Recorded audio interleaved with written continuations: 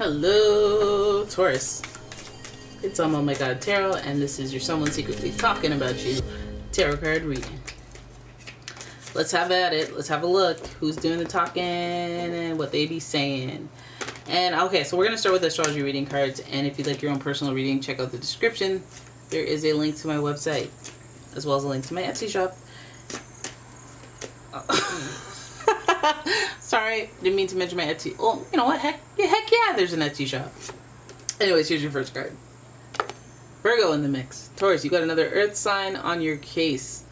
The energy around you is dutiful, hesitant, and humble, with a discriminating, diligent, and painstaking air. You've got Virgo. Your next card is Sagittarius. This energy imbues power, superior confidence, with faith, good fortune, and authority. Then I got Aries for you, and the energy is dynamic, spontaneous. Crusading impulsive action is likely. You got fiery energy, and you know what? It's an interesting bunch. I'll give you that, because Virgo is very practical, sensitive but practical, very critical as well. But then we have Sagittarius, who's very easygoing. So this person can do both. It can do both. They're very broad-minded, very knowledgeable, very worldly, and adventurous. And then Aries, they have a little bit of a, let's try this type energy. Passion for life. And ambition too. And then also just attractiveness, because they get bored easily, so they're always like, I want a thrill seeker. I'm an adrenaline junkie. Oh yeah. I feel like it's extroverted energy, even if they're introverted. They'll have extroverted ways. Yeah, they like newness. So let's have a look at what in the hey this person is talking about, because it seems like, on the scale of things, it seems like more of an exciting person. I mean, it is a lot of fire, so they have a lot of energy, a lot of passion. It is Virgo, so they could have a solemn, dignified overtone. Let's have a look.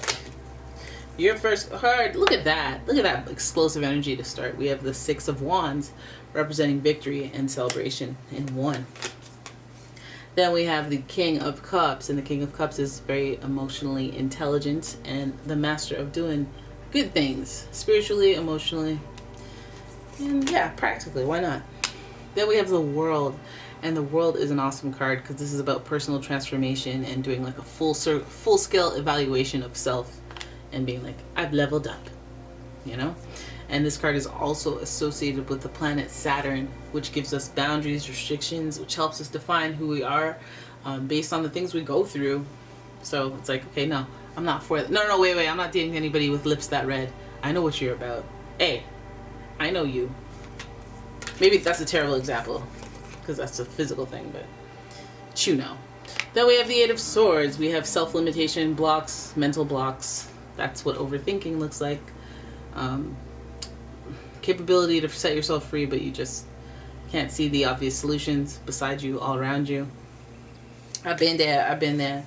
And finally, we have the Wheel. We got Jupiter energy up in here. We have the Wheel of Fortune, good tidings, growth, expansion, and twists of fate. Okay, things just switching it up. Like, oh, you guys were the ones thriving. Now I'm the one thriving. We switched it up, eh? See how seamless that switch up happened? But we were already doing full-blown self-evaluation anyway, so that's fine. That's fine out here in these streets. Somebody's talking big, I think. I think they're coming in with the heat, the energy of somebody who's very competitive, flashy, or boastful. Maybe broad-minded. I see broad-minded a lot here. There's a lot of circles in here, so it's like an infinity loop. So you got to think about the cycles that you're repeating, or the cycles that you're trying to, what's the word I'm looking for? Cycles you're trying to overcome? I don't know. Anyways, Six of Wands speaks to a victory. So there's some of you guys are flying high, and some of your guys are flying high right now in a victory. Maybe feeling a little confident because of it, or their disposition is in a higher vibration, so they're emanating some nice vibes. Right? And with that comes emotional intelligence. They may have had experiences that have developed their emotional intelligence. They're coming to conclusions. We see the cycle of it all. It's a small circle, bigger circle, biggest circle, and then a bigger circle, and then a circle within the circle, and the circle, and then the momentum, and then the flow, and just the understanding of other people and their cycles comes with this King of Cups energy. This is also a very emotional person, sensitive, somebody who thinks with their heart and makes decisions with their heart. So it feels like this person may be talking about you for like sentimental reasons at first. Maybe talking about how proud of you they are for your victories or your wins, if any of you have recently achieved something, because they do admire that with the Capricornish energy coming from Saturn and the Aries energy coming from Aries.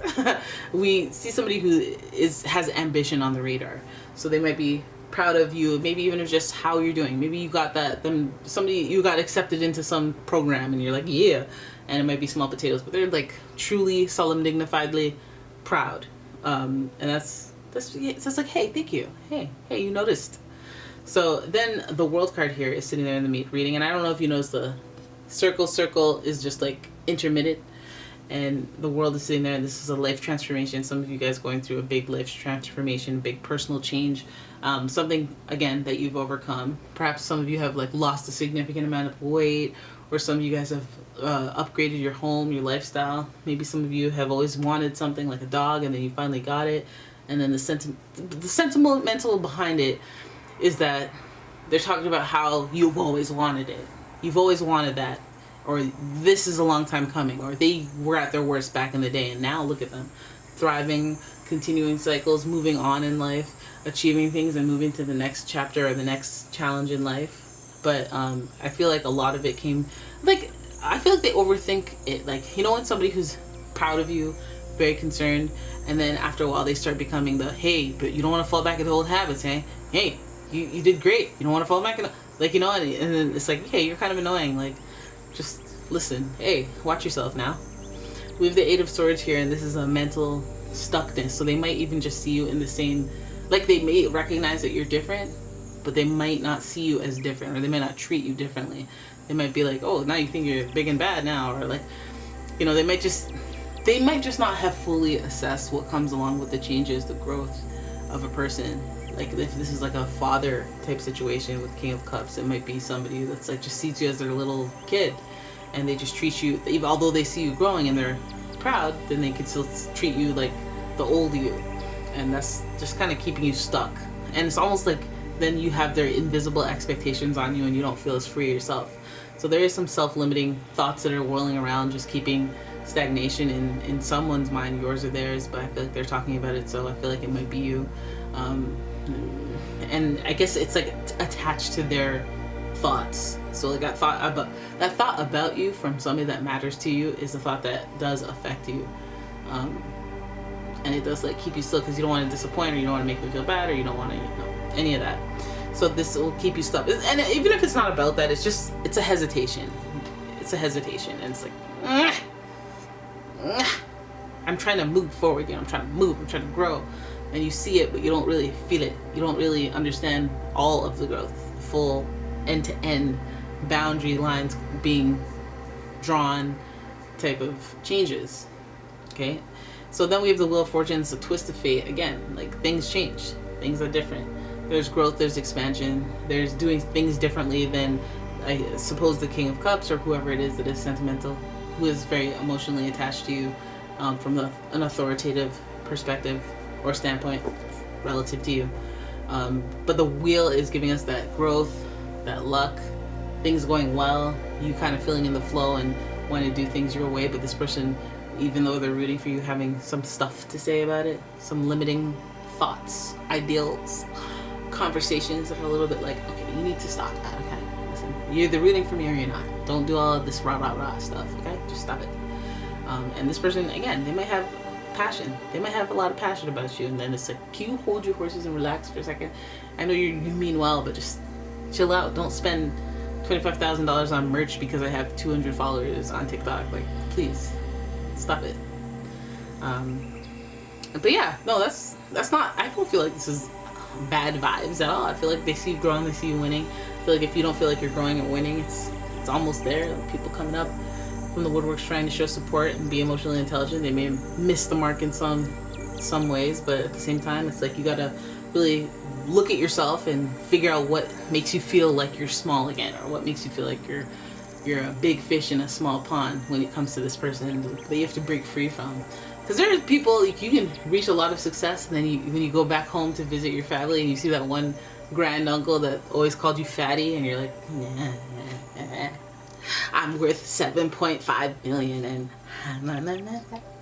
yes, uncle. Like, you know, it's about the thoughts that fly around, and when they hit you, you're like, hey. Alright, but I feel like there's a lot of growth and expansion around you, so that's always a good thing. And if that's what they're talking about, then so be it. Alright, so that is your reading. I hope you guys enjoyed it. If you did, please give the video a thumbs up and subscribe to my channel. And if you'd like your own personal reading, please check out the description. There's a link to my website as well as a link to my Etsy shop. And yeah, I will see you in the next one. Bye bye.